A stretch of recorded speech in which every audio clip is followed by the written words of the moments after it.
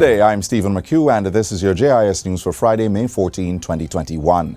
Persons who are age 50 and older can now register for the COVID-19 vaccine as the Health and Wellness Ministry lowers the minimum age target. Portfolio Minister Dr. Christopher Tufton gave the update during his ministry's virtual press conference last night. Previous to now, it was 60 and over. Persons wishing to be vaccinated are reminded that they must make an appointment through the ministry's website at www.moh.gov.jm or through the National Vaccination Hotline at 888-1-LOVE or 888-663-5683.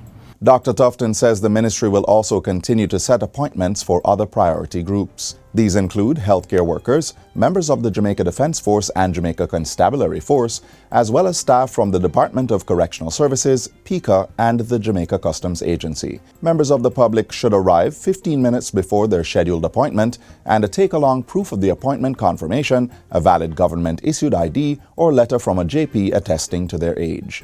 The ministry's parish health departments are currently contacting persons to arrange for their second dose of the AstraZeneca vaccine.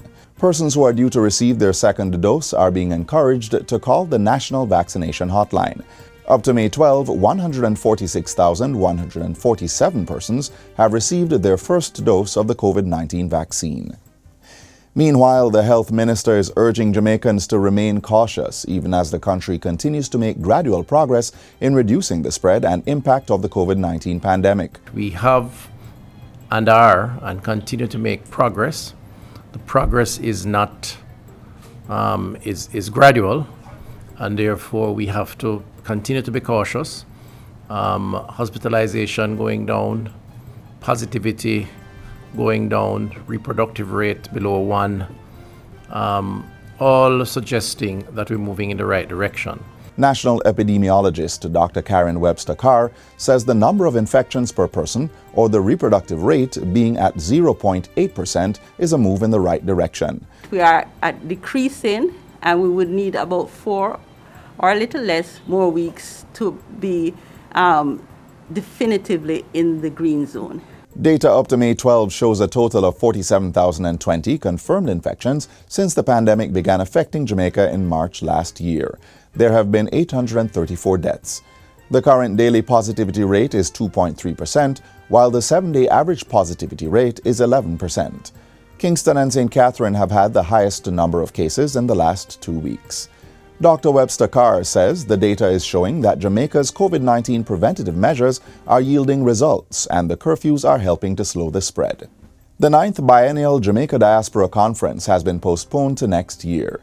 The Ministry of Foreign Affairs has released a statement explaining that the conference is being postponed in light of the realities of the global pandemic's impact on all stakeholders. The 2022 staging of the conference will coincide with Jamaica's Diamond Jubilee, the 60th anniversary of independence. As an alternative diaspora engagement for 2021, the ministry is partnering with other state agencies and non-governmental organizations to stage the virtual Jamaica Diaspora Sustainability Symposium. It will be held from June 16 to 17 under the theme Jamaica and the Diaspora, Stronger Together for a Sustainable Future. State Minister of Foreign Affairs Leslie Campbell says that given the protracted nature of the COVID-19 pandemic, along with its health and fiscal challenges, it cannot be business as usual. As such, he says the symposium is being considered as an effective pivot to maintain the connection with the diaspora and strengthen existing partnerships. The symposium will be hosted by the Global Jamaica Diaspora Council and will feature panel discussions on health and wellness, education, and diaspora partnerships for sustainable development. It will be followed by the highly prestigious Governor General's Awards for Excellence, focusing this year on Heroes of the Pandemic. Day 1 activities will conclude with the Prime Minister Ministerial Town Hall. A youth forum will be the sole activity on Day 2, June 17. And finally, all Jamaicans who will be engaging in tree planting activities this Labor Day are being encouraged to contact the Forestry Department. Culture Minister Olivia Grange says individuals can get up to 10 timber and ornamental trees at the Forestry Department's parish offices in St. Thomas, St. Mary, Portland, St. Anne, Manchester, and St. James. She was speaking at a virtual JIS think tank on Wednesday. She has also revealed that the Rural Agricultural Development Authority, RADA, will be providing 200 fruit trees and vegetable seedlings. The minister is imploring other entities to offer support for citizens undertaking Labor Day activities. In light of the ongoing restrictions due to the COVID-19 pandemic, there will be no National Labor Day project this year. Instead, Jamaicans are encouraged to stay home, clean up their surroundings, and plant food or ornamental trees. And that's it for JIS News Today. I'm Stephen McHugh. Thanks for watching.